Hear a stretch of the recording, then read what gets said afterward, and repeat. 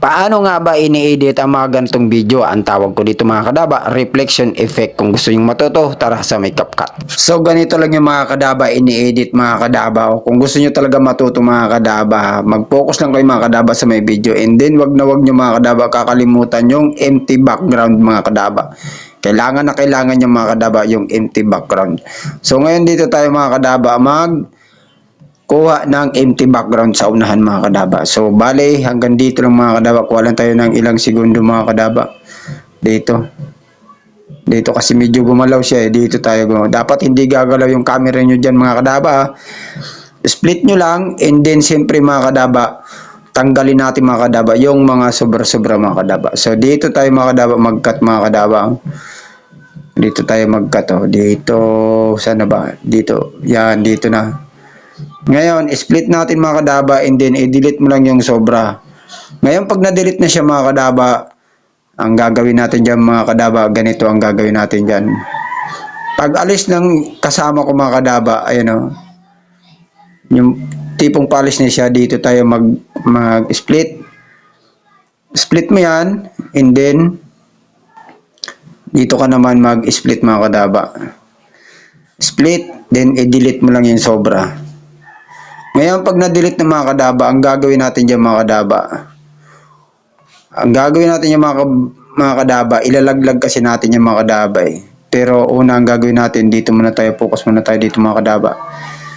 I-touch yung video, then split, and then pagkatapos, ang gagawin natin, nakasunod niya mga kadaba, dito na tayo sa punto kung saan papasok na si kadaba nyo.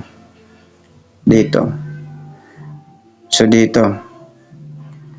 Split nyo lang and then i-delete yung sobra mga kadaba.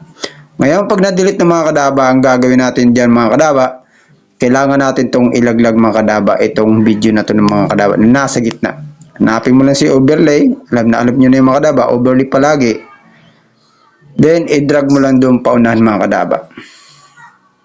Ngayon pag okay na siya mga kadaba, pati itong isa mga kadaba, ilaglag din natin itong mga kadaba. Overlay na naman mga kadaba. Siyempre, kailangan niya mga kadaba, overlay.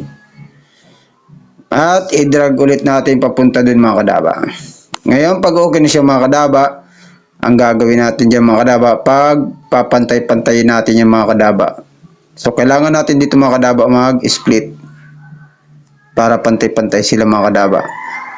Ganito lang mga kadaba, mag-adjust mga kadaba ng video. Ganyan lang. Pati itong isa. Yan. Ngayon, pag okay na siya mga kadaba, punta ka dito sa unahan and then, i-touch mo yung video na nasa baba. And then, ang gawin nyo mga kadaba, pag na-touch na yung video na nasa baba, hanapin mo lang mga kadaba si opacity. So, dito, kaya nasabi ko na kailangan yung empty background para mag-reflect yung dalawang tao. So, ganito yung mga kadaba ang gagawin nyo. Click mo lang yung opacity. And then, pagkatapos, plus diamond, keyframe. And then, i-adjust natin ng konti. Dito mga kadaba. So, ganitong adjustan lang mga kadaba ang gagawin natin. Ayan. Kung nakita nyo, di ba mga kadaba, nag-iiba-iba yung anyo niya, di ba mga kadaba? Ganyan lang mga kadaba yung ginawa kong pag-edit mga kadaba, di ba? Napakalupit. So, ganun ko lang in-edit yung mga kadaba. Yan. Yan. So, ganyan ko lang yung mga kadaba, in-edit mga kadaba. Di ba mga kadaba, napakatindi, napakalupit. Ngayon, pag okay na, i-check nyo lang. At syempre, tignan natin yung kakalabasan mga kadaba. So, bali, ganito yung kakalabasan niya. Tignan nyo mga kadaba, o di ba, napakalupit. Horror effect. Di ba? So, ganun ko lang yung mga kadaba, in-edit mga kadaba. Tapos, biglang dumating si kadaba. So, ganun-ganun lang mga kadaba, yung ginawa kong pag-edit sa video yung mga kadaba. So, ngayon, pag okay na, gagawin natin, tanggalin natin yung sobra. Dito tayo mag-cut, split nyo lang. And then, i-delete yung mga kadaba. Ngayon, pag okay na, export mo na yan mga kadaba. So, ganun ko lang yung mga kadaba, ini-edit.